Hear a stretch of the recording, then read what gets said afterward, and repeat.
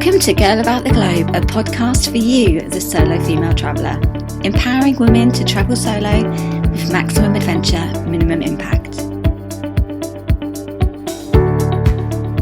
Welcome to day 9 of our 14-day bounce back plan. Today we are talking about gaining confidence. Stay tuned.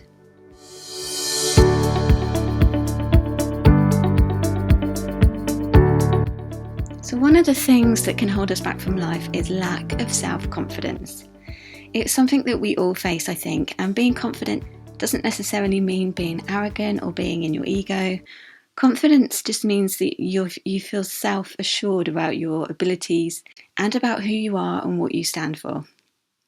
By working on your self-confidence and self-esteem, it can really help you to overcome your fears and eliminate any blocks towards you becoming a success in a certain area of your life.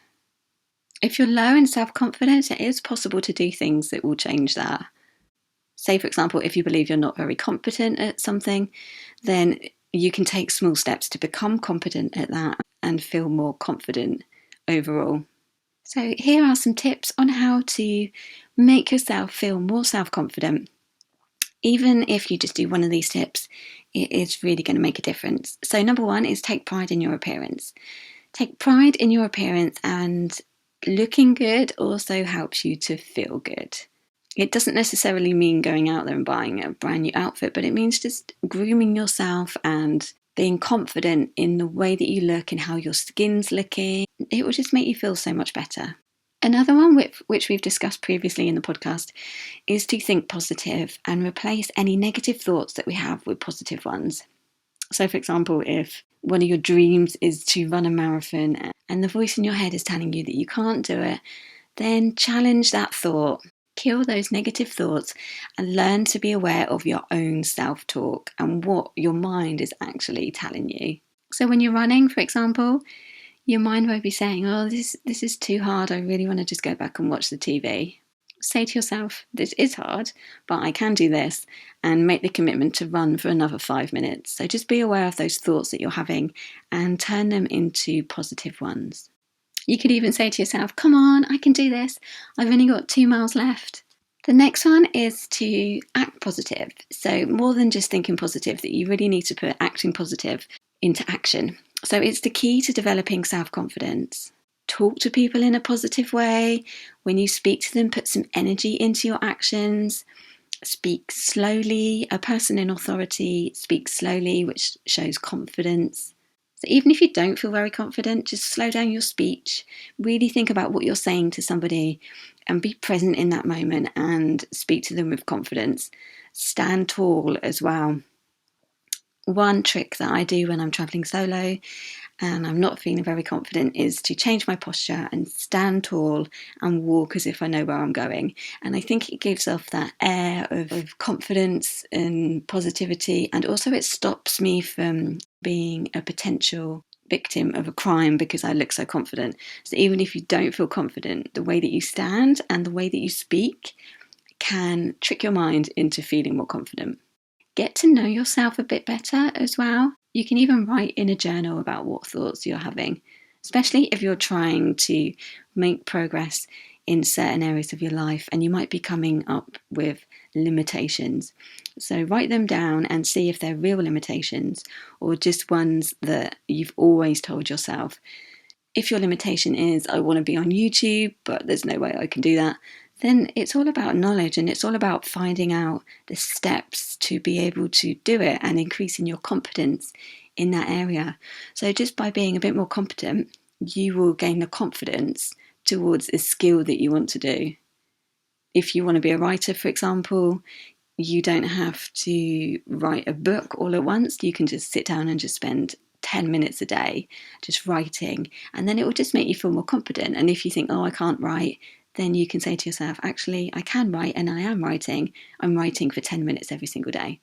Instead of being negative about a situation or negative about yourself, focus on what you can change. Focus on solutions. Instead of saying, oh, I really want to do this, but I just have no energy, then look at why you have no energy and how you can have more energy and incorporate that into your life. Another way to get more self-confident is to do something that you've been procrastinating on. Sometimes I think we build up in our mind that a task is going to be a lot harder than what it actually is. And then when we do it and we achieve it, the majority of the time, it wasn't as difficult as what we had preempted. One good way of doing that is to do it first thing in the morning. Tackle that thing that you wanted to do for ages and just get it out of the way. And that will make you feel good about yourself. Confidence is all about how you feel about yourself, and any action you can take to create a more positive new you helps, which also includes smiling. So many of us just feel instantly better when you smile, and it also has a bit of a chain reaction. If you smile at someone, then they also smile back. If you're not feeling very confident and you have work to do or you have an exam to do, being prepared can give you that confidence that you need if you don't think you're going to feel very well at something. By being prepared, you're setting yourself up for more success in that area. If you're taking an exam, for example, but you haven't studied, then you're not going to feel very confident about your abilities to do very well in the exam. But if you have studied and you're prepared, then you are going to feel more confident. Maybe there's an area of your life where you can be more prepared. If you're applying for jobs, start working on your CV, research what's out there, look at different skills that you have that might be transferable. And instead of thinking, there's no point, there's no jobs out there, or I couldn't do that, do some research and actively look and see what you can do, and you might surprise yourself. And lastly, being self-confident is knowing yourself, knowing who you are and what you stand for. How would you describe yourself? Are you a family person? Are you someone who motivates or inspires others? Are you a business person who wants more success in their life? You may not realise how amazing or how many skills you actually have. You may not feel particularly competent in certain areas because they're so natural to you. So a fun task that you can do is write down how you see yourself, or you can even ask other people how they see you or how they will describe you to give you some more self-confidence, because people will see you very differently to how you think you see yourself. You could write down a description of yourself. So it's kind of like making a dating profile, but instead just write down all about yourself, what you really like about yourself, and that will also give you some self-confidence too. So I really hope that these tips have helped. So stand tall, speak slowly, and smile. And tomorrow I will see you for the next podcast episode. Thanks for listening to our Girl About the Globe podcast, making solo travel easier for you. Find everything that you need for your solo travels at girlabouttheglobe.com, and don't forget to subscribe so you don't miss an episode.